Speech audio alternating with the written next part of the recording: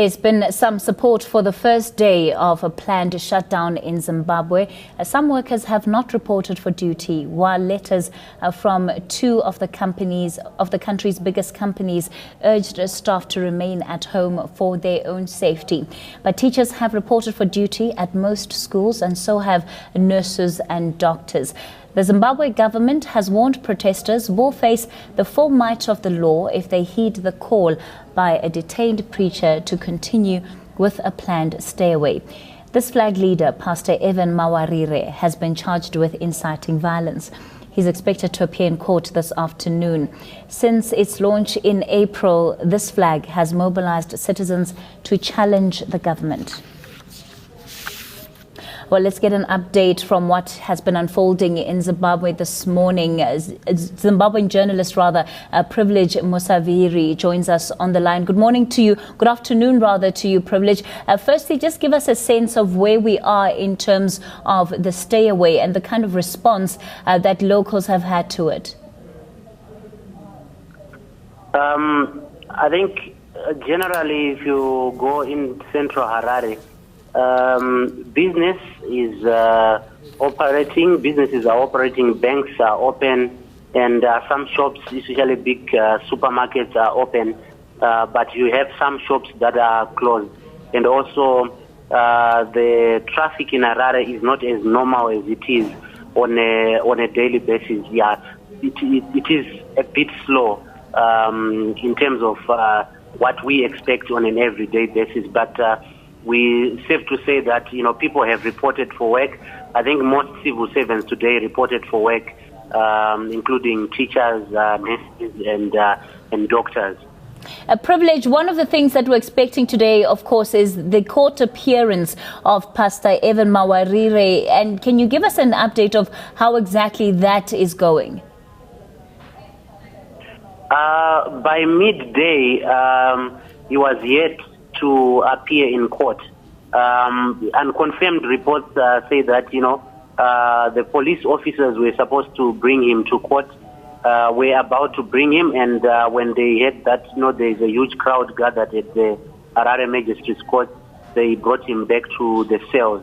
So if you go right now to the Harare Magistrates Court, there are hundreds of people who came out in solidarity with the incarcerated Pastor Musvanhiri. These are coming from different groups, political groups, civic society groups who are gathered there, and some do have their flag, which is something that Musvanhiri is well known about. So some are even having short, brief rallies outside the court. People are singing, having prayer, and just having time to say out some solidarity messages. A privilege. The government. Yeah.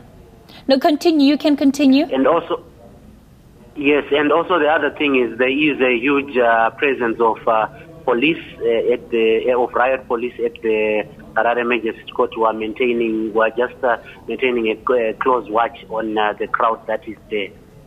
One of the things that we did see overnight was, of course, also the issuing of this warning from authorities in Zimbabwe about those who want to participate in what is supposed to be a 2-day stay away at the stage. What impact has this warning had on people who would have been part of the protest? I mean, is there a heightened sense of fear from locals? I think that could have also, instilled fear in whoever would have wanted to do a protest. But I think the idea behind what Pastor Ivan has been calling about, it is not about going on the streets and demonstrating, burning tires or blocking roads. All what he has been urging people is for them to stay home and send a message to government that please listen to the issues that we are raising. So you find that in some instances, yes, of course, last week we had some pockets of violence in different places.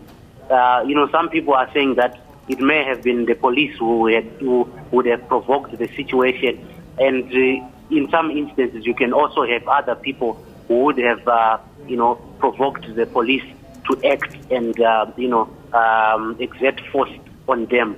But looking at this process today, yes, the Home Affairs Minister yesterday issued out a statement and a warning to say that whoever was going to engage in any form of protest or violence, they were going to, deal with them. All right, that's where we'll leave it for this afternoon. Zimbabwean journalist Privilege Musvanhiri giving us an update on what's happening in that country. We're going to have more news for you in a moment. Stay with us.